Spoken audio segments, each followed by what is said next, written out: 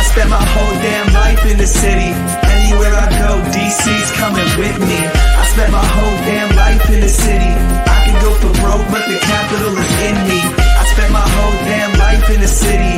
Anywhere I go, DC's coming with me. I spent my whole damn life in the city. I can go for broke, but the capital is in me. I spent my whole damn life in the city. Welcome, everyone, to District Divide, DC Sports Podcast. More specifically, a Washington Commanders podcast. I am Amit. That is K-Dot. We got a special episode for you guys today. It is Tuesday. There's no sports, or at least NHL NBA finals happening until Thursday, which is the reason we're doing this. Give you guys something to listen to and relax to as you wait for those things. It is brought to you by Dallas Sports.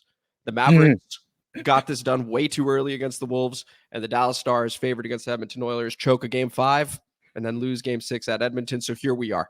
And this episode is going to be about Dallas. What exactly is going on with the Dallas Cowboys this coming season? We're going to break that down for you guys from the high level with coaching, quarterback, etc., all the way down to the roster moves. We look at the schedule as well. Brandon McManus did get cut. So again, we will go through that situation and the end result of it. We got the comment mailbag as we always do after the pod.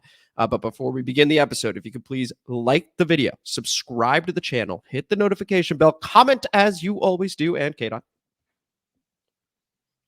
It's time. It's time. It's time, guys. It's time to share this shit. Share this shit. Oh, shit. Shit. Shit. I need to be better with my finger. No, I didn't say that. That's pretty good with fingers. Yeah, share it, guys. It's the share. Yeah, you know what to do. Yeah, you know what to do. You know the drill by now. Please share this shit. It greatly helps the channel out. It helps us out. And honestly, I bet it feels good to share this shit. I share it all the time. So without further ado, actually, with further ado, one thing, and it's a very, very important thing, K-Dot. So it is a Dallas-centric episode, but we would have said this anyway. Right. Must be said. Rest in peace to Larry Allen, who is an NFL Hall of Famer, Dallas legend, Super Bowl champion, 6-time first-team All-Pro, second-team All-Pro as well, a Pro Bowler 11 times. I mean, this man was an absolute legend. He even tweeted from the District Divided account. I mean, pretty sudden from the sounds of it, K-Dot. Just 52 years old, so like obviously a very, very tragic loss. Thoughts and prayers to his family. That's got to be an insanely tough time. That man was absolutely incredible on the football field. No, he's dope. Some of the highlights, man. His motor for that size was just nuts. Yeah, hell of a player. He's one of those dudes who are like, look, man, we're getting an episode where we're about to talk about our rivals. There's no love lost between us, but you could still respect what it is these guys do, and they don't choose where they're going most of the time, right? So, like, at the end of the day, I never rooted for him while he wore that star, but I always respected it. I mean, he's a little before my time in the sense of like I remember him a lot more when I was a kid, but the dude was he was relentless, and he's absolutely one of those guys where when finally the career was over, you can admit, yeah, that was a bad motherfucker. Yeah, you could finally applaud that situation, you know, and so, man, rest in peace to Larry Allen. An amazing career, amazing human being by all accounts. And yeah, again, sorry to the family. That's obviously very tragic. And sports, of course, he was dominant on the field, and sports is like obviously far removed from that. There's so many things more important than sports. But that being said, with sports, you got to have fun. And so we're going to go ahead and dunk on the Dallas Cowboys. That's what this episode is going to be all about. So what exactly is going on in Dallas? Last episode, K-Dot and I went through the Commanders' ceiling. And part of that exercise, at least for me, was figuring out, well, what the heck is going to go on in the NFC outside of that? What can contribute to the Commanders' ceiling? And so, of course, I started looking in the NFC East. And I looked at the Giants and laughed. I was like, come on, what are they going to do? Then I looked at the Eagles. I was like, oh, you know what? Pretty good team. I don't know what the heck happened last season, but, they still got Jalen Hurts. They still got A.J. Brown, Devontae Smith. They're just 2 years removed from the Super Bowl. Maybe they'll turn it around. Okay, fine. Then I looked at Dallas. And they have a lot of regular season success. Mike McCarthy, one of the winningest head coaches There is, at least in the regular season. He's won a Super Bowl in Green Bay. He's won, I think, 3 straight 12-win seasons over in Dallas. Yep. But here's the thing. When you start looking at the leadership positions, head coach, quarterback, their best playmaker on offense, their best playmaker on defense, there's a little bit of a problem. So we're going to get into that now. Mike McCarthy, head coach, is entering the final year of his deal. Now, why would he be entering the final year of his deal? He won 12 games in a row, 3 straight regular seasons. So why would that happen? Well, because they lack postseason success. Okay, fine. So they bring in Mike Zimmer as a defensive coordinator because Dan Quinn, of course, is with us. Joe Witt, he brought with him. So he, of course, is with us. So they need a defensive coordinator. They bring Mike Zimmer. How long? 1 year, apparently. That's interesting. Okay, so we've got a lame duck head coach potentially a lame duck defensive coordinator or interim head coach. We'll get into that in a moment. Okay, well, what about the quarterback at least? At least they have Dak Prescott, right? Once again, he was an MVP candidate last season in the regular season, except he is now on a prove-it deal. So he's entering the final year of his deal, and it's become quite obvious from both sides they're not going to talk extension until the end of this season. Okay, so we have a potential lame duck coach. We have a potential lame duck quarterback. All right, well, I mean, they got CeeDee Lamb, right? Superstar wide receiver, one of the best in the league. If you have him in fantasy football, you know. Like, this man is an absolute stud. And as a Commanders fan, you know the man is an absolute stud. Except he's also entering the final year of his deal. Now, he was waiting for Justin Jefferson to sign based on what many people said. And Adam Schefter did tweet this out, saying that the Vikings and Justin Jefferson did finally agree to a deal. 4 years, $140 million, and $110 million guaranteed. Okay. And so that's going to make him the highest paid non-quarterback in the NFL, $35 million a year annually. Very, very impressive number for Justin Jefferson. Congrats to him. Now, the problem with waiting, if you're Dallas, is that CeeDee is going to look at that and go, I want that, maybe a bit more, maybe even a bit less. That is a ton of money. So that's CeeDee Lamb entering the final year of his deal. And then you got Micah Parsons, the man with his own podcast, their best defensive player, arguably the best defensive player in the NFL, depending on who you talk to. Some people feel that way. His 5th-year option has been picked up, but he also wants a new deal. And so now, just looking at all that, we've got the head coach who's entering the final year of his deal. You've got a defensive coordinator that might be taking his job midseason or is also a lame duck. You've got the quarterback who people have questions about in Dallas all of a sudden. You have a wide receiver that is a superstar, objectively, that is entering the final year of his deal. And you've got Micah Parsons, who initially was at OTAs and then was like, you know what? Why do I need to go? It's fine. So, and if we look at this next tweet from Adam Schefter, right, we had mentioned that Justin Jefferson is now the highest paid non-quarterback. Well, look at that other name, Nick Bosa, $34 million. So if we look at CeeDee Lamb and we look at Micah Parsons, there is potential that they both want to be eclipsing those numbers respectively. CeeDee eclipsing Justin Jefferson, and maybe he does in the next day. Maybe he does today.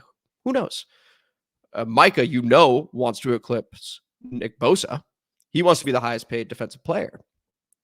Can you justify that when they have not had the postseason success? It gets very interesting. So I just wanted to point that part out. Okay, a lot of variables there, a lot of uncertainty at positions where you really don't want it. But I know you looked at the roster, and so now we're going to go ahead and see what they did this offseason on the field. Wonderful job. So respectful too. Especially even the transition. I'm just gonna say, fuck those cow bitches, and roster schmoster. Look, man, This part's so good. I know that you're looking at it from a high level standpoint as far as like what's happening behind the scenes, and I'm sure I'm going to get to more of that a bit more when we kind of talk about the team as a whole. But I mean, you don't get any higher level than Jerry Jones, right? He's the owner. He is the face of the Cowboys. When you think the Cowboys, right? Like there are teams that are synonymous with certain people, right? Like the Bulls. You look at Michael Jordan, but for The Cowboys, the Cowboys, it's Jerry Jones. It's that fucking stupid ass face.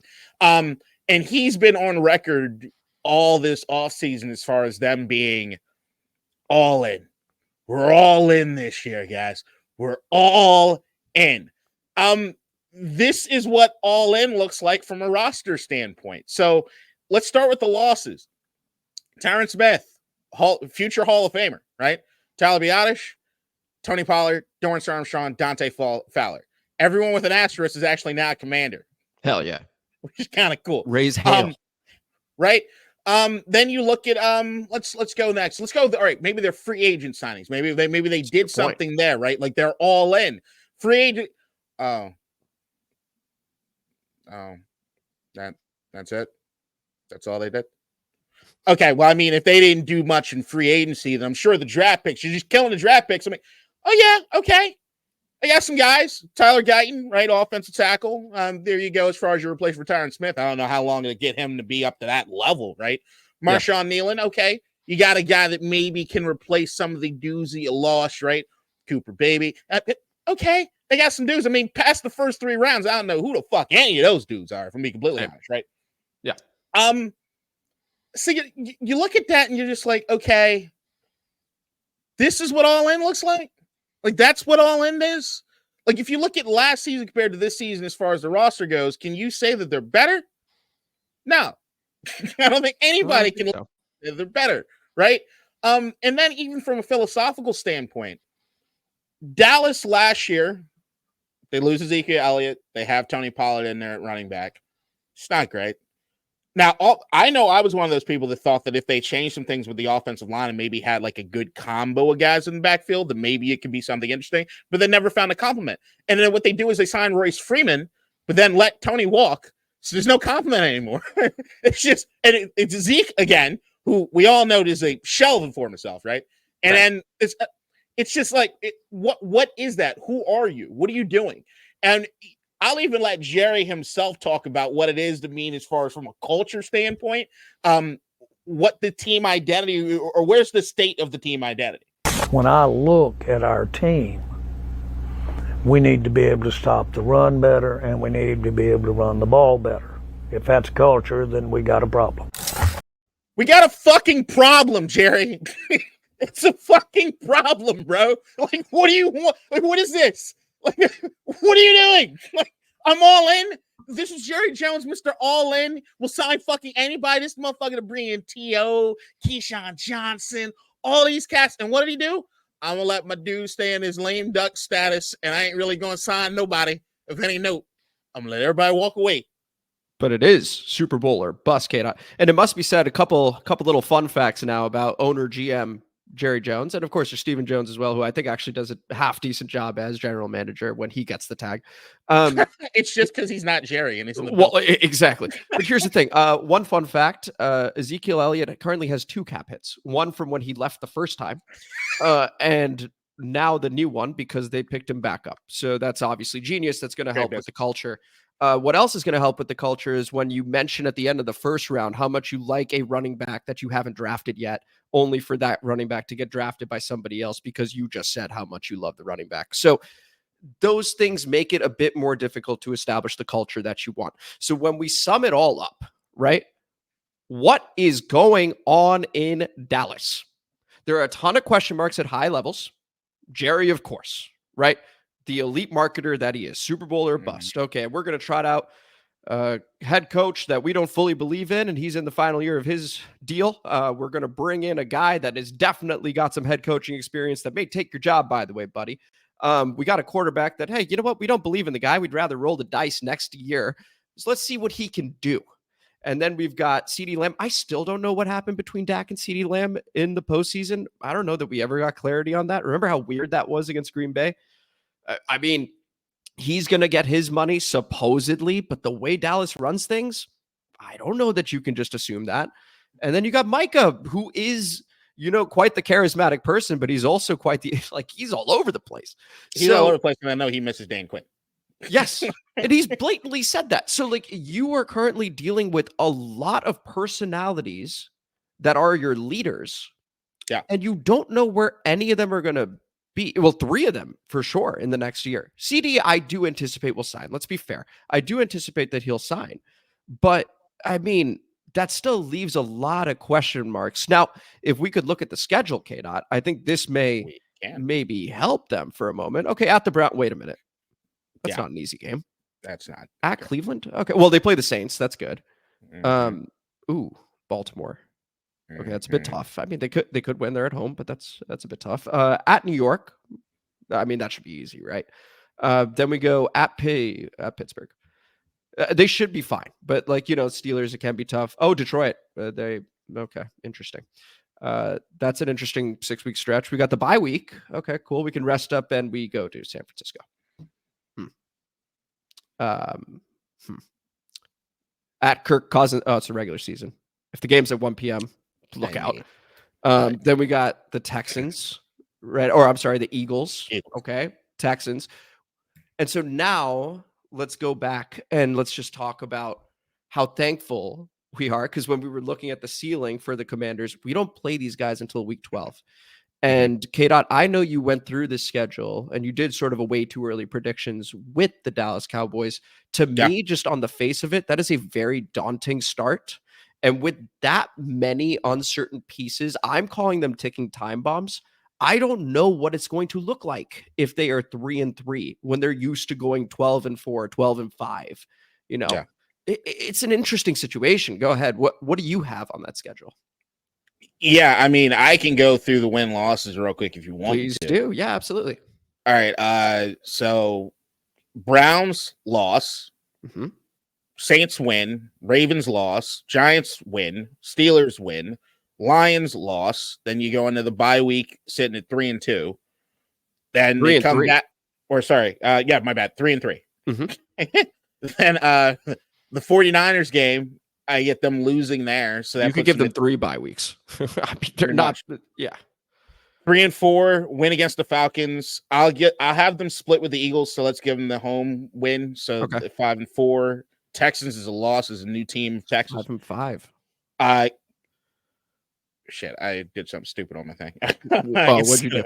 I wrote Cowboys instead of Commanders. So it's like, what? Oh. I got them losing at us at home. So that's 5-6. Let's give them a win against the Giants. So they sweep the Giants, a loss against the Bengals, a win against the Panthers, a win against the Bucks, and a loss against the Eagles. And I'll even throw them a bone and say, fuck it. They win against the Commanders there at the end. And if everything shakes out that way, that puts them at 9-8. So and I think that's looking at that schedule, K-Dot, I think there is a very real chance that given, again, how many things are uncertain, you talk about good vibes, bad vibes. We've got great vibes going with the Commanders. What that means, we'll see, right? But at least you know that people are going to be here long-term, right? You know that we have our head coach. You know that we have our general manager. We got a brand new ownership group that is very patient, and they've shown that in other sports. You've got, I don't know if I mentioned quarterback already. You do, right? So right. You know that at least we have that, and it's a process. This is not a process anymore. This is you have to get it done or else. And that early schedule, K-Dot, that bye week, if they're 3-3 with San Francisco on the other side, and God forbid they're 2-4. So that Steelers game to me is very important, right? Let's say they lose to the Browns and Ravens and they got the Lions and Steelers. If they were to lose both, if they're 2-4 and then they got San Francisco after the bye, is that Mike Zimmer? Does this whole thing fall apart? I'm so glad you said that because your two favorite people had a really good take. I think with McCarthy, by the way, it's setting up really nicely. There's a Steelers game on the October 6th, then the Lions October 13th, then the bye, then the 49ers. And I kind of feel like the NFL knows what they're doing with that stuff. I need to look at the Cowboys staff. Who's going to take over when McCarthy gets fired? Well, Mike Zimmer's at DC. Mike Zimmer's at DC. Yeah, Mike Zimmer. Yeah. They got the interim in-house. The call is coming. It's going to be Al Harris. I love Al Harris. He seems great. Let's make it Al Harris. Al Harris, coach of the Cowboys, on November 1st. Okay, so not to see you guys are on the same page. Oh, you just had to do that. Anyway, I don't dislike them, just to be clear. I just the Dan Quinn thing was ridiculous. Okay. I just do you agree with you on this one? Yeah, I do. Okay. Same episode, right? Listen, okay. What? Look, you're smart people. I know. That was a horrible take on Dan Quinn. I'm going to defend. I'm just saying, if you want to find the clip on YouTube, just let it play. All the Dan Quinn stuff happens right after that. So how do they go from so smart to so stupid in such a short amount of time? Once again, you're being harsher on them. I just disagree. I don't know. I don't hate them like you do. I don't. Anyway. Yes, they have a point, right? Because if they go 2-4 and there's San Francisco right there, I mean, that's curtains. And again, this is a team that's already used to regular season success. If all of a sudden they're in a position where they go, are we even going to make the playoffs? This could unravel very, very quickly. Yeah, fuck, let's stop being nice. Let's not we're being too nice to these pricks. Like, we all knew after the loss they had in the playoffs that Mike McCarthy was going to get fired. If anybody had money to put on the fucking thing, we all thought he was getting fired. When everyone woke up the next morning and it was like, he's staying, was like, what? But then we all knew, okay, if there's any such thing as pre-fired, he is it. Okay? He fucking pre-fired. 12 wins. Look, whether I agree or disagree, whatever, I love seeing them fucking collapse in the playoffs every year. I wish them 12 wins a season just so that they can collapse in the fucking playoffs because I find it to be sweeter. That's what I'd like to fucking see, okay? But the Mike Zimmer hire, more than anything, this is a dude that was the defensive coordinator in Dallas at a particular point in time. Yep. This is one of Jerry's guys, okay? And then if we're looking at just from the roster standpoint and everything else, all this screams to me, we're just going to ride this out and hire a new head coach next year. And this is basically what I was kind of hoping the last Ron Rivera year was going to be, which is just like talent evaluation. Where are we? I'm not going to commit to anything as far from a salary cap standpoint because I want to give whoever's the next head coach, be it a Mike Vrabel, be it a Bill Belichick, be it maybe fucking that pussy bitch up in Detroit, to come on down. Yep. That's where you're at. Like even the Mike Zimmer thing. Like, how can anyone look at this team and say that they're better? They had one big injury happen last year, and that was Diggs. Yep. Beyond that, damn near perfect bill of health. Which never happens. It never happens. The idea that's going to happen 2 years in a row, get the fuck out of here. I totally forgot that this excludes all injuries occurring.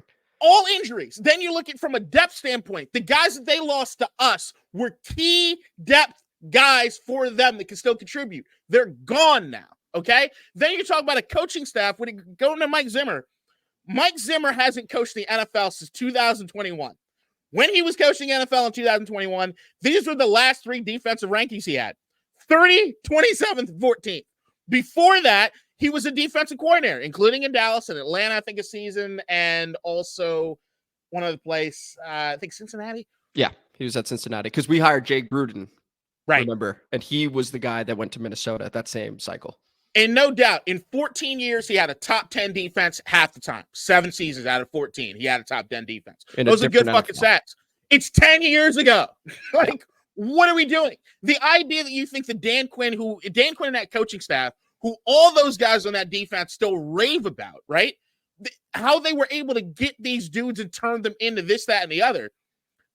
Don't even tell me that, like, it'll happen or not happen in Washington. It did happen in Dallas. To think that they're going to be able to replicate that sort of success is ridiculous to me.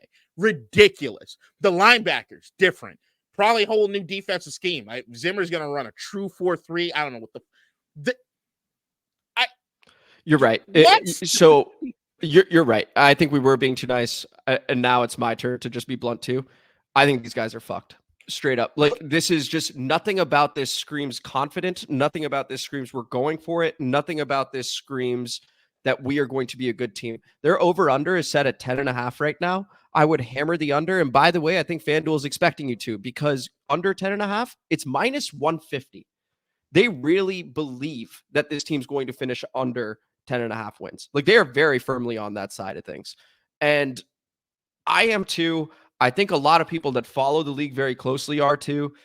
It would actually be a borderline miracle. Like, these guys would all need to be healthy. They would all need to have an understanding midway through the season, after a very daunting beginning of season, to go, okay, we're all going to stick around. So there's still that. The bye week, I think, is going to be incredibly awkward.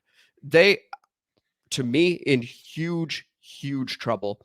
We'll see what happens this season. But as far as I'm concerned, if I had to put my money on something, it's under 10.5 wins. And I think these guys are screwed. I'm very curious to see how they proceed after this season, but nothing about this season looks good for them. Yeah, none of it looks good. But what I'm satisfied in is that the over-under for me, I'm with you. I'm right around that line. I think the line is almost set perfectly. Because like if they sweep the Commanders, like if we say fuck it, they sweep us, right? Mm-hmm. They still, according to what I'm having, then finish at 10-7. It still didn't get you 10.5, right? Correct. So then I also got to give them either the Texans, I got to give them the Bengals, I got to give them somebody that I'm like, You're already giving them the Steelers, which, by the way, when they're on the road, they're not very good. That was still true last year. That was true the year before. Bro, like they are just not a good. I'm trying. Like exactly. I'm trying.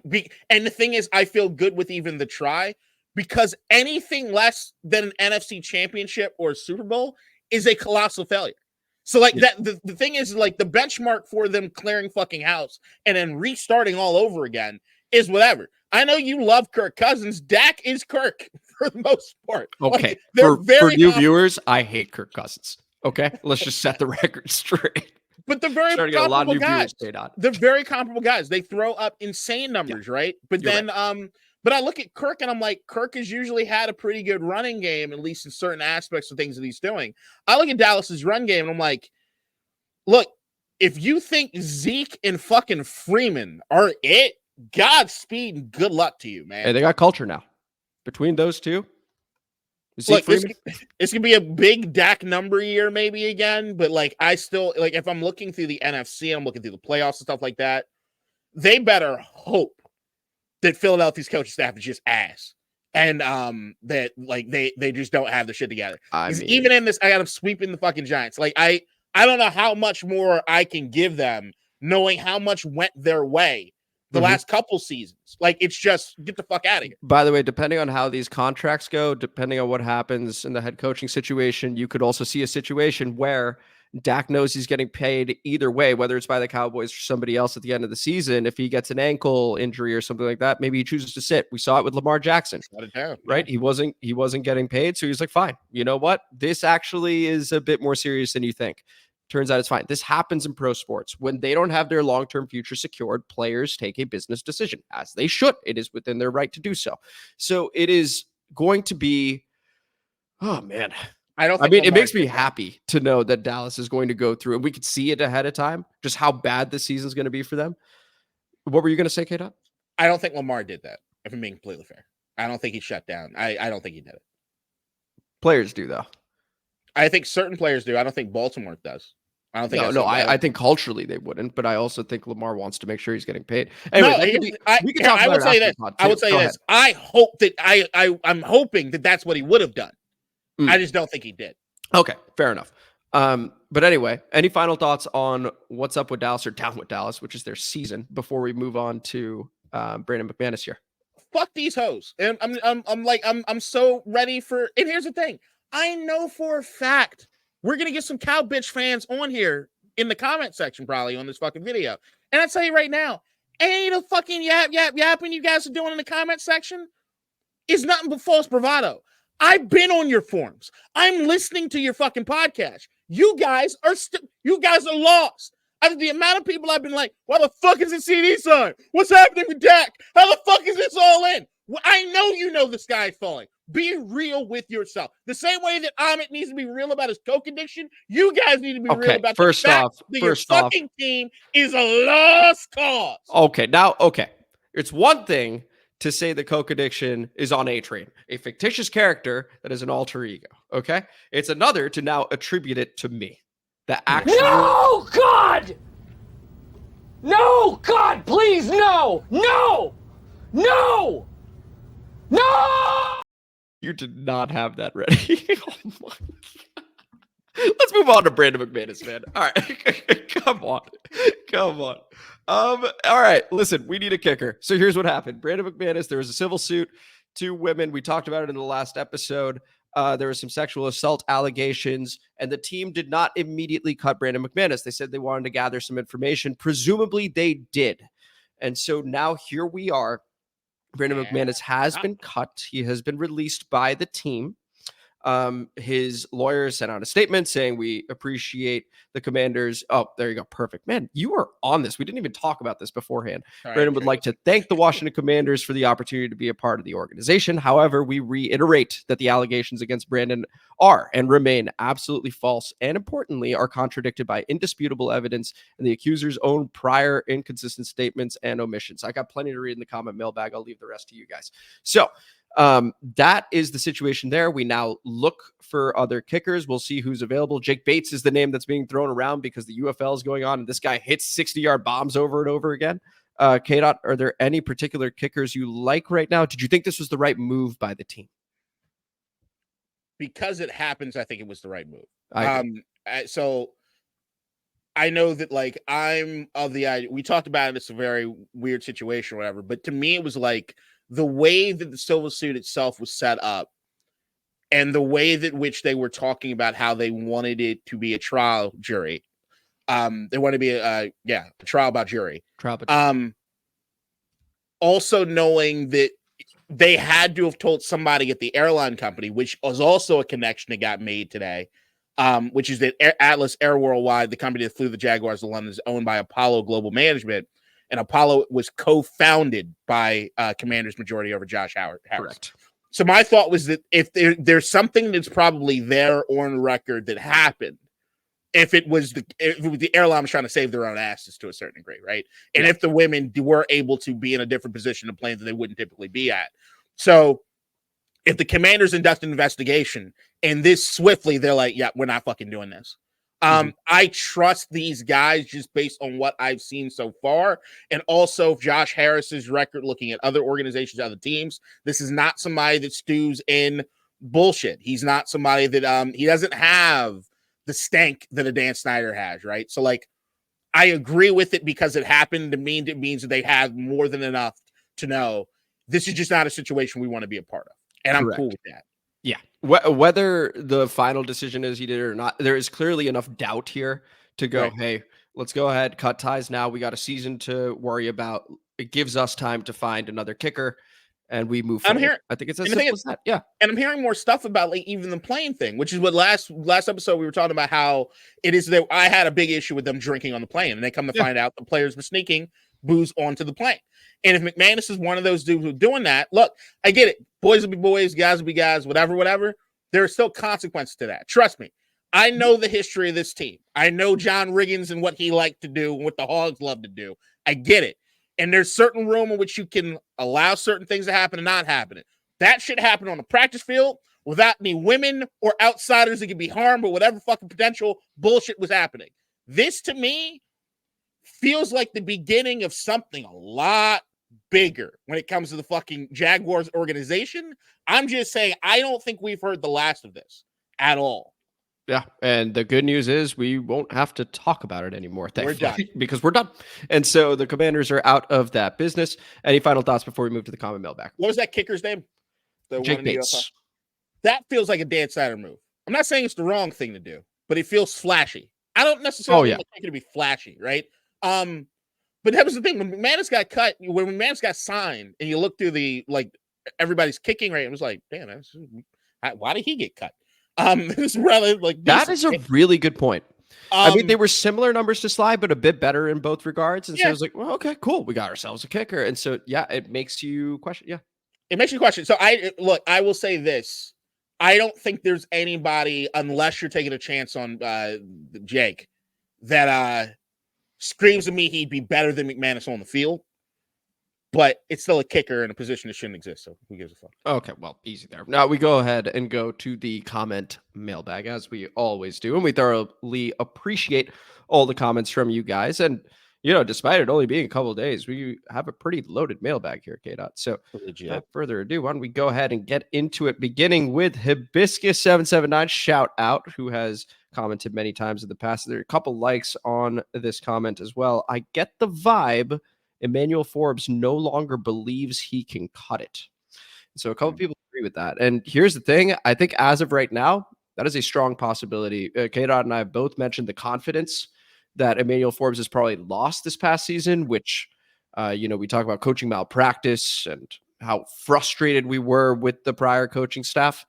This is one of the negative consequences of having them stick around for as long as they did. Yep.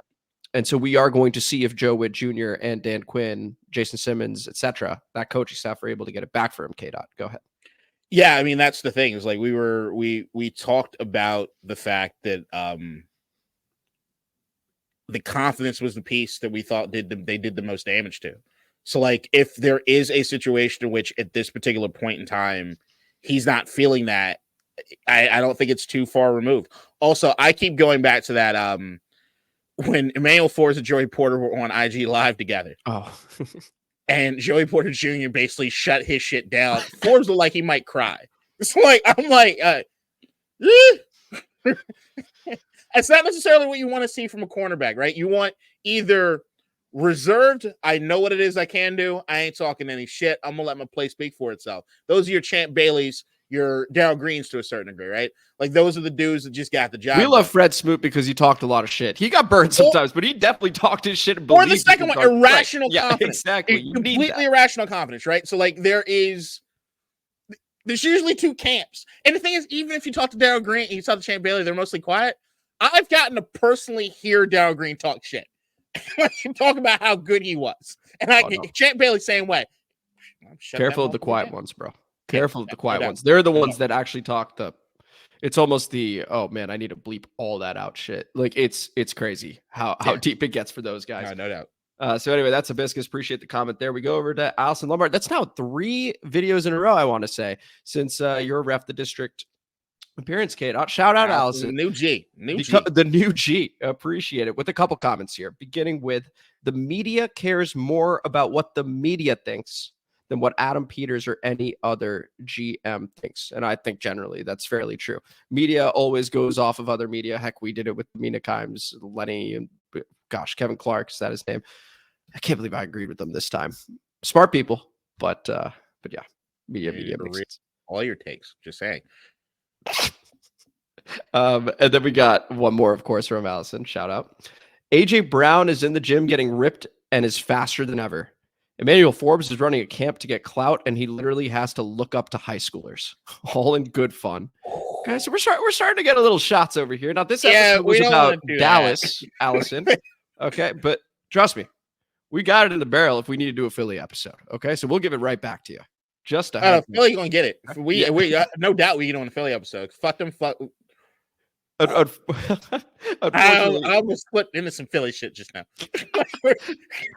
I mean, listen, we got smoke for everybody right now. We're in our good feelings right now. HTTR Redskins did reply saying it's true though, so he immediately waved the white flag. Was like, please, just let's make sure. I don't want to be mean to Forbes. I want to make sure there is time with Emmanuel Forbes. We just need to, for the time being, adjust expectations. It's a new coaching staff. It's the ideal coaching staff. If it's going to work, it is going to work with these guys. If it's not, we will find out. But I believe. All right. And the only other piece, the media, I agree with that to a certain degree, but I also agree that works in this specific case because Peters and they're not giving them anything. Yeah, that's another excellent point. Go over to Hermit Rob. Shout out Hermit Rob. Man, if they cut Forbes, a lot of Forbes comments. Man, if they cut Forbes, it's for a legitimate reason. Look, I like Emmanuel, but he was in no way, shape, or form a first-round prospect. He was a late-round take a chance pick at best with that frame. I don't disagree. He, like the team in general, was grossly poorly coached. So badly, Ron and Martin should have been fired on the spot for leaving Christian fucking Gonzalez on the board in favor of literal stickman. 6 interceptions or not. Having said that, I hope they figure out a way for him to prosper. He's a great kid and a smart ball player. I wish nothing but good for him. I think it expresses a lot of the sentiment, I think, of the fan base there. I will say that when you looked at what a lot of draft experts thought, it was between first and second round, and it was a reach, to be clear, based on where people had him in mock drafts and stuff like that. We even had Benjamin Robinson on, who thought it was a reach, and so far it's proven to be exactly that. But I wouldn't say that he was in no way, shape, or form a first round prospect. But yeah, I mean, overall, I think the comment is solid. It's true. I don't get into the reaching thing. It works or it doesn't work. And then if it didn't work, why didn't it work? And I think for this particular case, I don't know if Forbes has enough talent. I don't yet. But what I do know is the way that I saw them handle him last season was fucked up. So, like, if it goes bad, I've seen enough to know that I'm probably going to blame this coaching staff. I think what hurts with the Christian Gonzalez thing piece for me is that I'm looking at this regime and Christian style of play. It matches up so well. There is no part of me that believes that Christian Gonzalez has the season that he had in New England with Washington. I'm so glad you said that, because we talked about that numerous times last season. And we also said, remember, you and I both wanted Kyle Hamilton, and we ended up getting Jahan. You think Kyle Hamilton's the player he is today if he was with these guys? No. Sometimes talent isn't enough. Right. You do get those next level guys who are just so fucking talented. Everything works. But 99% of the guys need a degree of coaching, and it seemed like that wasn't happening. So, yeah, just keep that in mind too. When we go, we had Christian Gonzalez.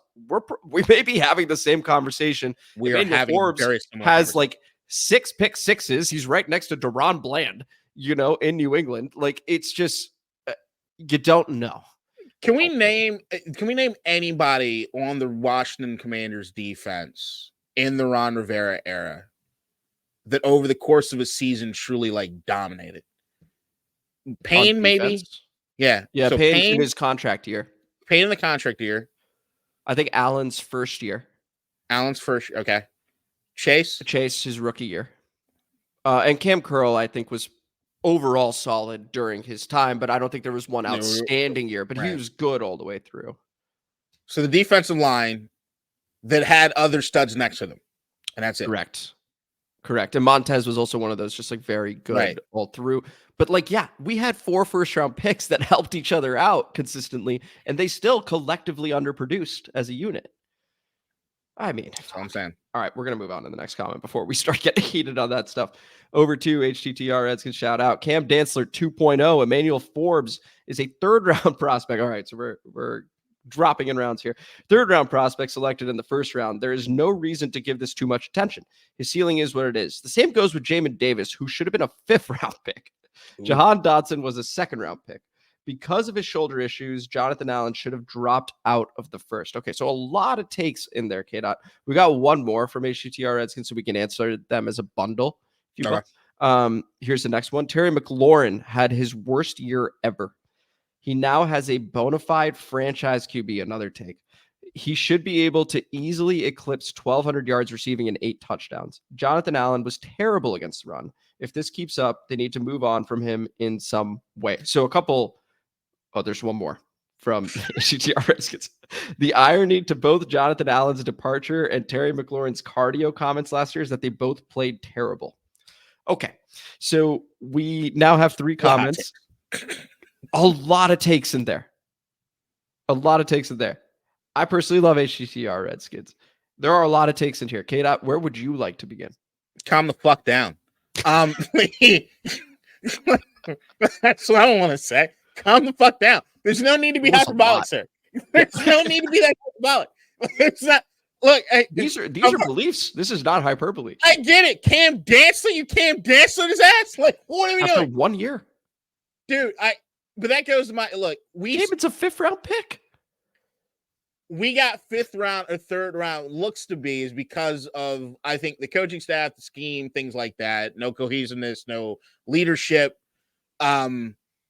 But once again, I still look, man, it's just, you got to be measured in the way that we look at this thing. And I know it's emotional, but it's Ron Rivera, as many foibles as he had, was still the perfect guy for the job when he first got it. It never got beyond that. We peaked because of how we were in a deep, dark, terrible basement with Dan Snyder abusing the shit out of us. Ron showed us light. He showed us light. Clip that, please. And then after he showed us light, we knew there's shackles still on us. The shackles still remain. No. No, it's there. It's there. He's leaving. He's gone. but we're still tied down, guys. And it's like, mafia movie. You need a war child consigliere. You need something else. We got what we need out of Ron. Thank you, buddy. I appreciate it. You probably stayed a year too long. You probably did some irreparable harm to some of the dudes that were here. I get it. I still appreciate you. But yeah, it hurts. So now we got to move on. What do? We get the coaches. We get the guys. We get the t-shirts. And this is where we move. Just feel confident in that. We don't need to denigrate these dudes. We don't know who they are yet fully. Well, so let me just say this, because there was a lot there. I'm only going to focus on one name in there, and that is Jamin Davis. We've talked a lot about Emmanuel Forbes already. I'm so curious to see what this coaching staff does with Jamin Davis, because at least from the physical profile, I mean, you can tease Emmanuel Forbes if you'd like to. On the flip side is Jamin Davis, who is an absolute behemoth of a linebacker. And when you see him rush, holy cow, is he fast. So that now goes to, did they get something in Jordan McGee, right? Did we hit on a later round pick? Because then you got Frankie Louvu, Bobby Wagner, who already certified, and then you got Jordan McGee. And if that is true, and those three are good, let's say, it's a reach. I get that. We're still in June. We're still having a good time here. If Jamin gets freed up to rush more, I mean, I am very curious to see what happens over there. That's a name I am looking forward to revisiting at the end of this season, because I think he's immensely talented for his size. Very fast. Look, man, it's what we heard this coaching staff say repeatedly. We want to find out what these guys do the best at, and we want to make sure they're the best at it. There were so many times where we could look at Jamin Davis and be like, you're not good at that. You're not good at that, really. They're still having you do that. Okay. And then every once in a while you see him start rushing shit. It's like, do that more. Yeah. He's like, well, no, he needs to be back there. It's like, if you look at what they did with Wagner and with Louvu, and trust me, there are some coverage concerns with certain aspects of stuff, but that also depends on how they're going to use the safeties and the nickel corner. There's Jeremy Chin also. Right. So he's got a lot of dudes that can kind of move around and stuff. But to me, I don't want to make the Davis Parsons comparison as far as talent. I don't think he's there. I think Parsons is a generational type player. But the way that they use Parsons in a sense of, we know you're good at a multitude of things, and we're going to do everything we possibly can do to maximize that within the realm of the defense. That's what I think Davis can be. If you see a lot of the assignments, I think that they have a lot of room to move Davis around to make him be kind of that wild card. Mm-hmm. Yeah. No, I'm very excited to see this. At minimum, I think we see him rush a whole lot more this season. At minimum, because I think this coaching staff sees what we saw, which is, oh, fuck, this guy can really get after it. Got him murdered, right? So let's see what happens over there. The rest of the comments are much more positive. Just a heads up, K-Dot. So we got one last one with Forbes. Shout out Freddie Lee for this one. This will be Forbes' make it, break it season. If he can't thrive under this coaching staff, his NFL career may be over. That's the last one on Emmanuel Forbes and the thoughts on him. So we'll just let that one go. Appreciate the comment, Freddie. We've just talked about Emmanuel Forbes so much already. And now we get to the final three. Beginning with Earl Bruce. Shout out, Earl Bruce. Happy belated birthday, Amit. Thank you, Earl. Appreciate that. Love you both and the show. Your casual humor coupled with your deep insights produce a unique perspective. Glad to see that y'all are teaming up with others. Everyone loves a Commanders content creators crossover. A lot of C's there. He capitalized all of them also. That's why I noticed that. With improved coaching, Forbes will be better unless his spirit was broken by last season. He's a Bulldog. Mississippi State Bulldog. He will recover. Okay, there's some positivity around Emmanuel Forbes that we need to hear. Yeah, appreciate that, Earl Bruce. Love you too. Thank you so much for listening, as you always do, and for sharing the love. And I hope you're sharing this shit, by the way. We go over to Two Lit Keys. Any thoughts on that, by the way? I thoroughly appreciate the kind words. And I think that, yes, there needs to be more positivity injected into the Forbes conversation. Yeah. Look, I mean, the guy was a ball hawk in college in the SEC. It's not nothing. Okay. Right. So, let's see what happens over there. At Two Lit Keys, chime it in. First time seeing one of your videos. Definitely just gained a new subscriber. Hashtag raise hail. Well, welcome aboard there, Two Lit Keys. Appreciate you. And thank you for subscribing. Now share this shit, please. Then we go over to Just Your Average Fly Guy. Shout out. Great pod. Just know this new regime is the closest we've had since JKC, Jack Cook, Bobby B, Bobby Beathard, and Joe Gibbs 1.0. And I know how much you love Joe Gibbs 2.0, by the way, Kata. Josh Harris is going to prove to be the unifying force that made it possible to put the right pieces in place and get us back to winning Super Bowls. Hashtag raise hail. Your thoughts on that one? I hope so. But what I will agree with is that it does remind me of Joe Gibbs. It especially reminds me of Joe Gibbs 1.0 more than 2.0. Look, I'm a Joe Gibbs dude. I'm a NASCAR fan. I even follow Joe Gibbs racing. So like, I love Joe. But the part of it that reminds me the most of is the Gibbs coaching staff.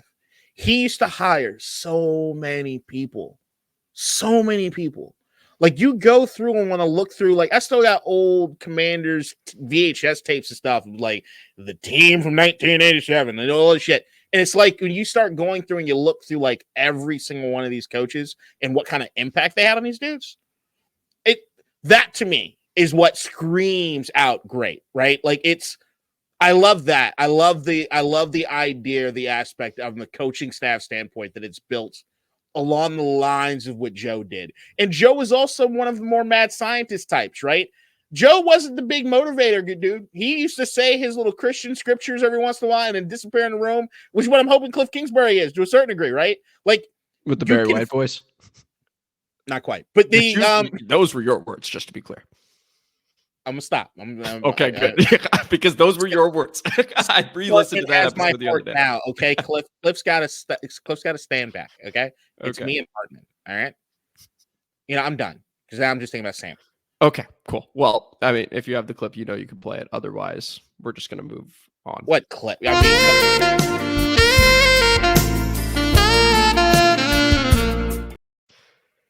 And that was the show. This was District Divided, a DC sports podcast. More specifically, I'm never gonna get you. Defeat have got no rhythm. A Washington Commanders podcast. Thank you guys so much for listening. I am Amit. That is the Singing K. Oh, I didn't do the thing. If you enjoyed today's episode, I was just going to let that go. If you enjoyed today's episode, please like the video. Please subscribe to the channel. Hit the notification bell. Comment as you always do. We want another loaded comment mailbag for Friday, 2 p.m. where we will still be releasing. And K-Dot? Share this shit, especially with the cow bitch fans in your life. Share it amongst them. Send it to fucking Stephen A. Send it to Stephen A. I want Stephen A. to have his takes on this. Oh, Send he would fucking love this. Bayless. He needs the views. We might have more than him at this point. He missing Uncle Shay Shay. So I'm just saying, send it. Share it. It's us. It's the gospel. It's District Divided, baby. And fuck them cow bitches. Fuck up. We're spreading the love with this one, man. After the pod begins right now. Oh my God. What an outro. Well done. Well done, K-Dot. Beautiful. Spit on my mic. Hey, special Tuesday episode. How about it? Yeah, it's weird. I slept for like 4 hours today. Nice. I was so tired. I was up real late last. I'm gonna have a pretty late night tonight too. But no, but I wake up, do therapy and everything in the morning. I'm full of energy right now. I got a nap. In absolute contrast, K-Dot knows this, but I have been completely KO'd with some sort of bug. I have no idea what. Slept for like 16, 17 hours on Saturday. Sunday felt a little bit better. Been chugging these Gatorades over here, some water over here. And then just got, standard doctor's appointment and dental appointment. So I'm pretty zonked right now, but we had to give you the goods, guys. I mean, listen, Dallas is in big fucking trouble, and it's awesome from the Commanders' perspective. It's awesome from the Eagles' perspective. It's awesome from the Giants' perspective. It's awesome from the nation's perspective because they're not America's team anymore. I don't know why that's still a thing. Well, they just keep saying it. Do you know why? You know the history of that. Yeah, I do. Yeah, it's bullshit. It is. But look, I mean, but that's the thing is like, to some degree, it fits. Just because it's sort of, this gets into some big like political philosophical takes on the nation, but it's like an underachieving blowhard that has seen better days. It can't stop fucking thinking about themselves or their popularity or where they think they stand in the world, and it's like, no, y'all gotta work on it, guys. You gotta get better. The definition of peaked in high school. Yeah, go ahead. I don't blame Mike McCarthy. I don't blame Dak. I don't blame a lot of people in that organization. I literally just think Jerry Jones has done an absolute shit job in certain regards when it comes to roster building and also his salary cap management when it comes to positions of need in certain key points. I don't think it's a terrible idea to run it back with Mike McCarthy. I don't. What I think is a terrible idea is to run it back with Mike McCarthy with a roster that's worse than last year. I think that's stupid. I agreed that Tony Pollard should be the starting running back last year over Zeke. They let Zeke walk. Where's his true complementary back? Like, when you see this offseason, if they had signed Derrick Henry, do I feel the same way about these Cowboys that I do right now? No, but they didn't. Right. And they had the opportunity to do so. Like, I think Henry even said that. We all thought it was a slam dunk. Yeah. So it's like, I just don't. But that's the thing is, like, they clearly have talent. Like, there's Dak Prescott to CeeDee Lamb is a fucking problem. I still think that they've done a shit job after the Amari Cooper thing to not finding him a true number 2. Mm-hmm. That's a problem. Jake Ferguson could probably get better. I think he's actually a pretty decent tight end. He had a really good year last year. Yeah. So maybe he catapults and he's the second guy. But I'm sorry, I'm not afraid of Zeke anymore. And I'm not afraid of Royce Freeman ever. You're not afraid of the culture? Because that's the culture, K-Dot. Right. Those and then, two. And there's no chance in hell. I don't dislike Mike Zimmer. I actually think he's a pretty damn good coach. He's a likable dude. I don't know how he's going to get more out of that defense than Quinn did last year. I don't see it. No. I mean, he still needs to prove that he is capable of coaching a defense now. Right? Like you said, he's been out of coaching since 2021. And the one thing about Dan, and you give him credit, even the biggest skeptics have to give him this much credit, he is adaptable. His words and also his ranks. You look at it, right? So he goes from Seattle, where he's number 1 in all the categories. Then he goes to Atlanta. He's not the DC over there. They have some middle of the pack numbers, and then it gets not so good. And then he becomes a DC again. Guess what? They're top 10 all over again. Like, just like that. So, and that's years and years apart. So he's at least adaptable. We don't know that that's true with Mike Zimmer. So we'll see what happens. And I know what I'm saying, every time that I say, if anybody's still listening, listen to the episode. Anytime I said Dan Quinn's name, I meant Dan Quinn and that entire defensive coach staff that came here.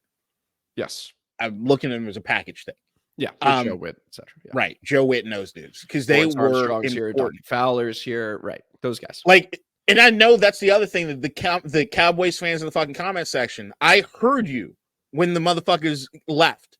And you guys were chirping like a sons of bitches every time the Commander fans brought up that we took these coaches staff. But when I went into your home, into your forums talking about that, that's where I was like, I could see for real, y'all were fucking nervous as shit. They should be. They should be. I don't even know if I am a Cowboys fan. First off, thank you, God. So appreciate that I'm not. But also, like, what a terrible fucking feeling to go into this season with all that uncertainty, knowing that you're basically watching a train crash into a fucking wall and then have to go figure out what we're doing after that. There's a lot that needs to happen still. So this is where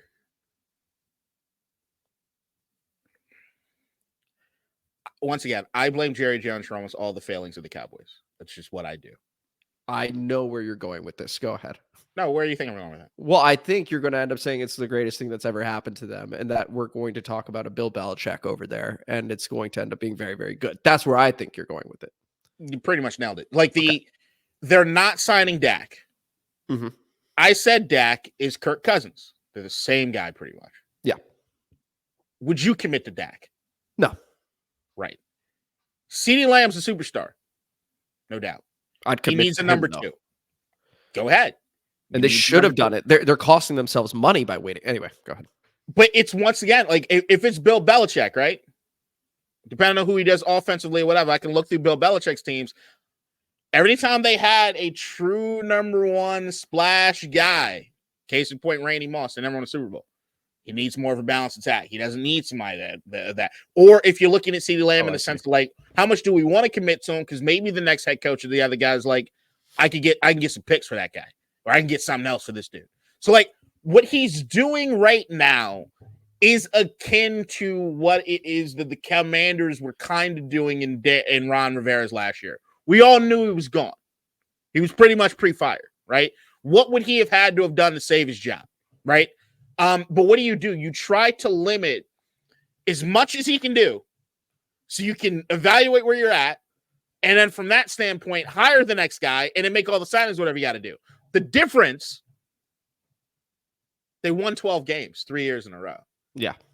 Like, if you think you're at a point where you need to blow it the fuck up, or you're even at a point where you got to talent evaluate, you fucked up.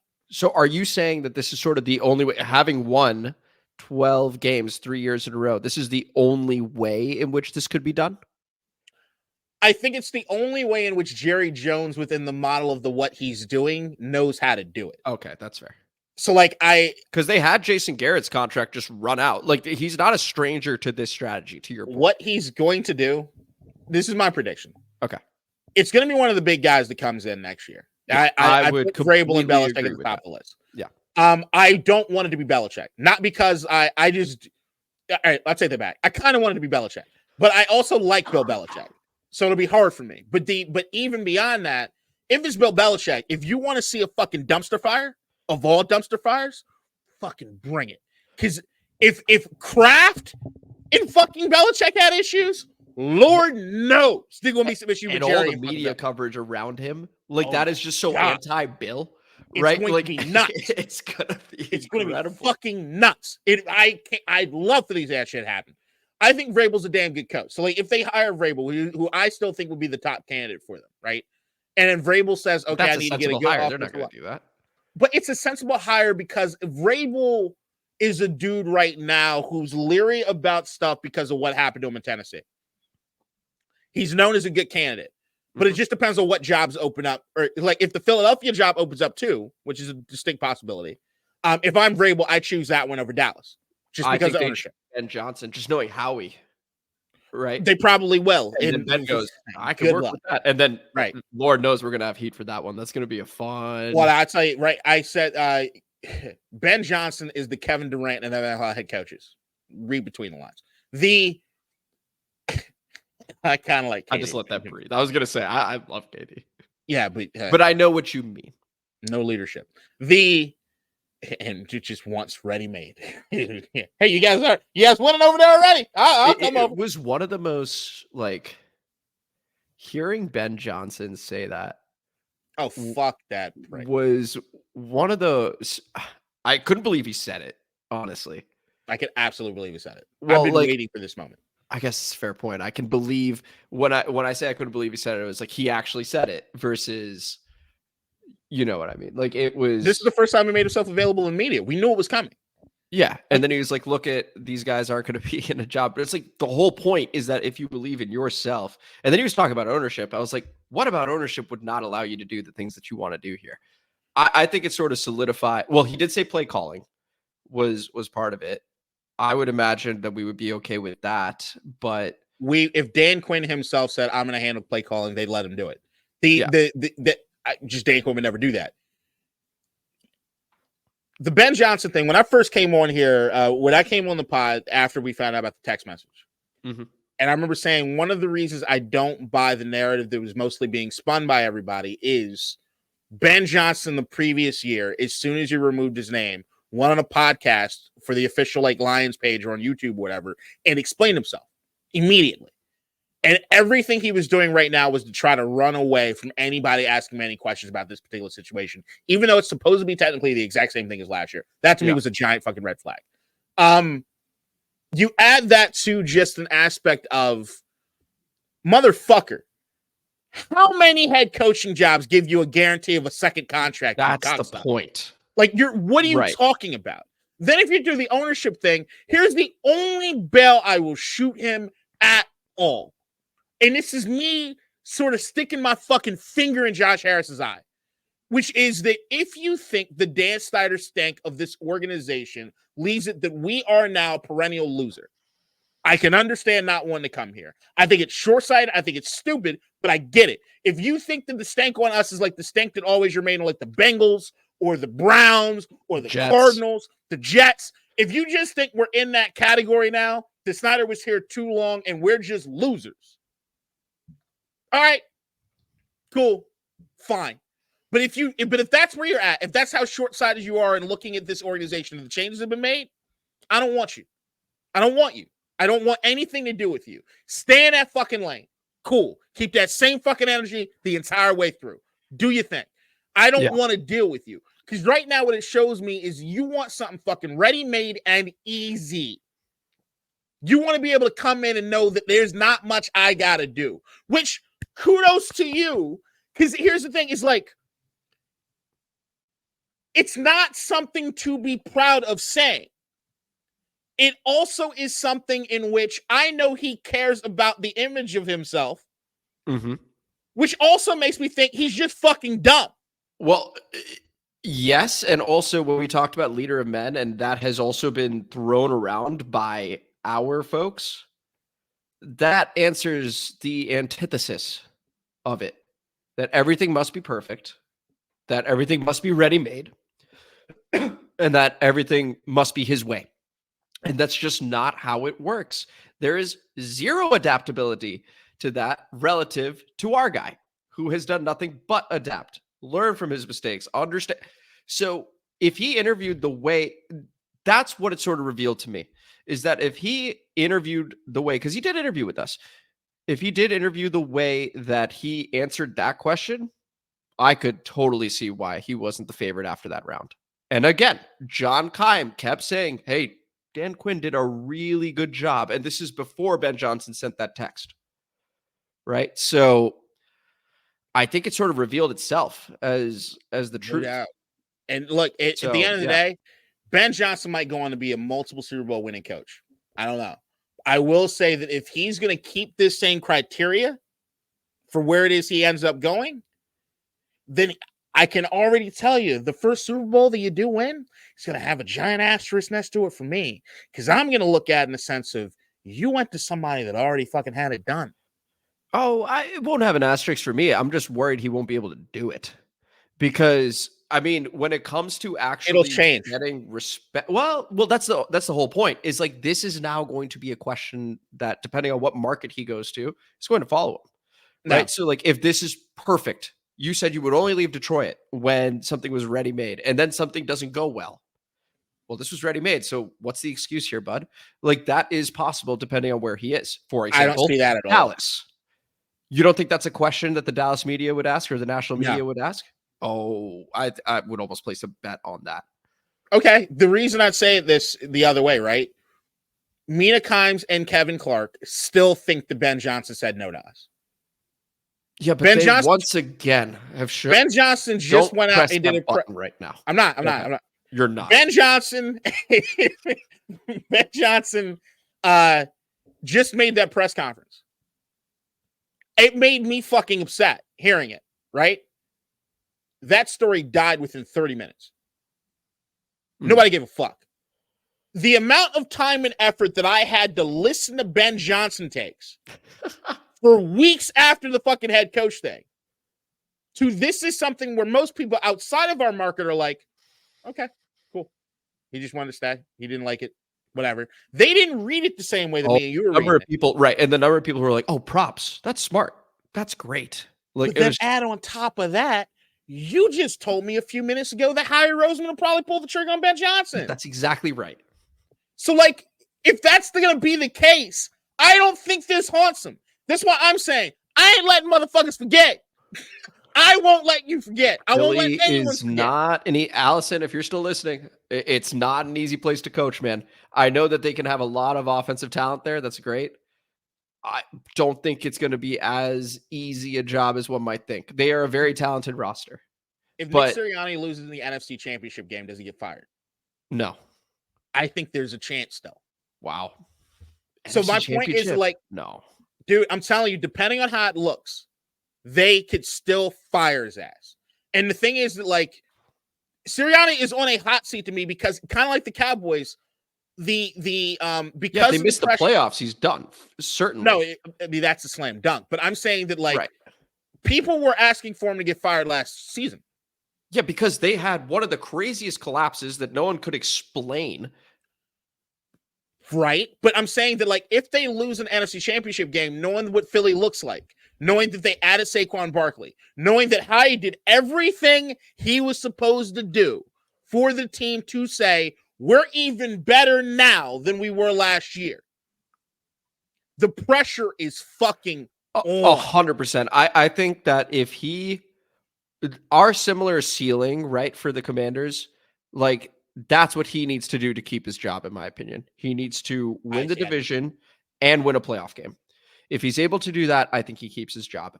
If he wins the division and loses in the first round, I think he's out. I'll ask you another question. Sure. Before the Ben Johnson us situation with the Commanders. Yeah. How high was Ben Johnson on your rankings? For me, he was number 1. Would you pick Ben Johnson over Nick Sirianni? Yes, I would. I think most people would say it's an easy choice. Yeah. If you have a team, including what I know now, it's closer, just to be clear. But no, but once again, I'm just going from a mentality standpoint, I prefer 100%. No, right, 100%. But what I'm saying is that I'm looking at, as Commanders fans that have been nuanced in this, we have a different take about Ben now. Yes. Right? I might have been there earlier than you in what I thought about Ben. Hey, all props and flowers to you for that, by the way. But regardless, me and you both have a different opinion right now. We can both say that what we're hearing from the national media and what it is predictively, you even say about Howie Roseman, not everyone thinks what we think about Ben. That is true. Yes, you are right. So if Sirianni's a dude where Howie's like, I gave you everything you fucking need. I now see what you're saying. Yeah. Do you not think they would think that Ben Johnson could take him over the top? Yes, you are right. So yeah, you have successfully swayed me into thinking they need to make the NFC Championship game and win it. Because that's the thing. Is like it's not just like it's Nick in a vacuum. It's I can go get Ben Johnson now and he'd come here. I can go get Mike Vrabel and he'd come here. And any of those dudes, I look at Nick Sirianni, I'm like, it's an upgrade. Tell you what, we'll have to get around this summer to doing the Philly episode. I'm now intrigued now that I'm thinking about the Howie perspective, right? If I am Howie, what do I need to see? Yeah, right. So they're fun. This is Philadelphia. This is what happens, and so this is why somehow we just win the division after a horrible year. I'm not going like that. I still think Philadelphia is but each time, what I'm saying is that each time something catastrophic has happened to each team in the division the year after. That's what I'm talking about. Forget us. I'm just saying that's how it's opened up each time. Is something terrible has happened to each team. Like we are seeing it quite clearly with Dallas. So's Vegas, by the way. We'll explore Philly. Who knows? I'm down. I'm fucking down. I can't wait to talk about that. That's the joy of these episodes. So anyway, we have hit our hard stop. Any final thoughts, Kate, before we jet on out of here? Cow bitches be cow bitches. Cow bitches be cow bitches. Thank you guys for listening. We will see you guys Friday, 2 p.m. So until then, take it easy. Bye, guys. In DC, we're just hoping that you